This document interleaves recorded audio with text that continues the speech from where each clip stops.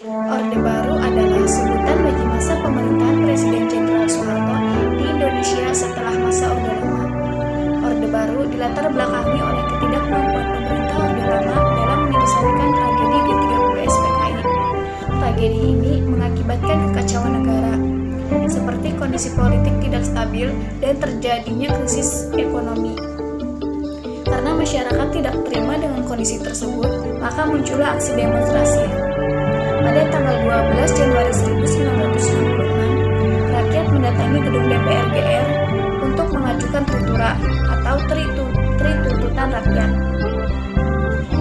Tritura tersebut berisi yang pertama, bubarkan PKI, yang kedua, bersihkan kabinet Dwikora dari unsur PKI, dan yang ketiga, turunkan harga. Presiden Soekarno menanggapi tuntutan tersebut dengan merubah kabinet Dwikora menjadi kabinet 100 menteri. Akan tetapi masih ada tokoh PKI, sehingga masyarakat tidak merasa puas dengan tindakan Soekarno. Situasi semakin tidak terkendali. Presiden Soekarno pun menyusun Super Semar untuk diberikan kepada Soeharto. Tujuan Super Semar yaitu untuk menstabilkan kondisi negara Republik Indonesia. Selain itu, Super Semar juga merupakan pemberian mandat dari Soekarno kepada Soeharto. Setelah pemberian mandat, Soeharto pun melakukan tindakan. Yang pertama, membubarkan PKI.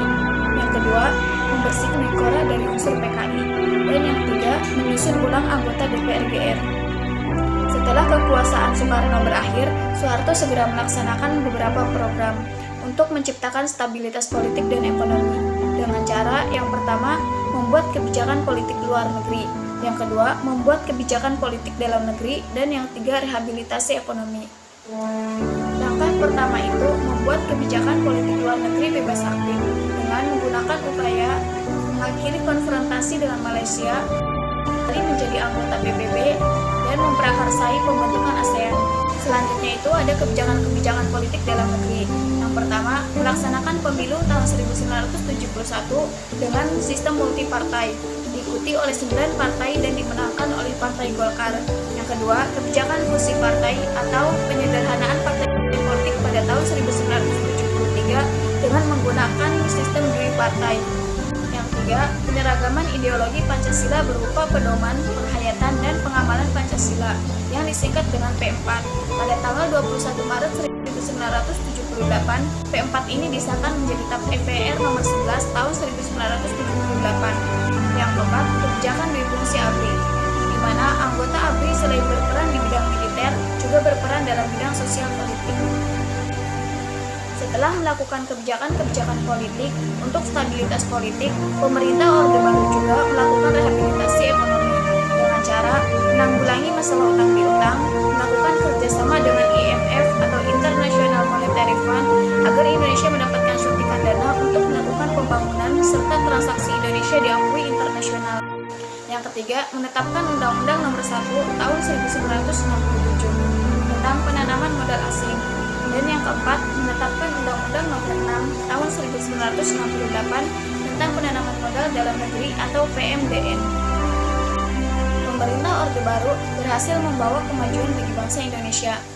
Akan tetapi, pada tahun 1997, Indonesia mengalami krisis multidimensional. Krisis multidimensional merupakan krisis yang melanda bangsa Indonesia pada tahun 1997 hingga 1998. Keadaan ini berawal dari krisis moneter dan berimbas pada krisis-krisis lainnya. Nah, yang pertama, krisis moneter. Krisis moneter adalah jatuhnya nilai rupiah terhadap dolar Amerika Serikat. Krisis ini terjadi di Indonesia karena adanya efek domino dari krisis moneter di Thailand.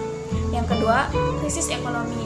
Pada masa itu, persediaan barang kebutuhan pokok langka sehingga menyebabkan harga sembako melonjak naik. Yang ketiga, krisis politik. Berawal dari pemilu tahun 1977, Golkar kembali menang untuk ketujuh kalinya, dan itu mendapatkan penolakan dari masyarakat yang dilatar belakangi oleh beberapa penyimpangan politik. Yang ketiga, krisis sosial. Pembangunan yang tidak merata sehingga menyebabkan kesenjangan sosial. Yang kelima, krisis hukum. Adanya dominasi kekuasaan Presiden Soeharto yang menyebabkan hukum di Indonesia lemah dan tidak adanya supremasi hukum. Dan yang terakhir itu krisis kepercayaan. krisis di berbagai bidang yang melanda Indonesia telah mengurangi kepercayaan masyarakat terhadap Soeharto.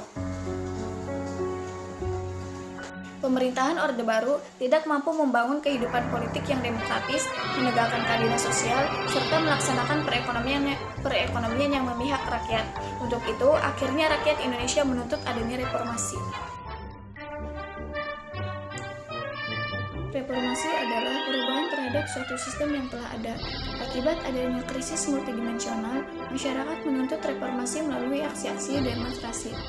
Masa reformasi ini dimulai pada tahun 1998, tepatnya saat kejatuhan Soeharto.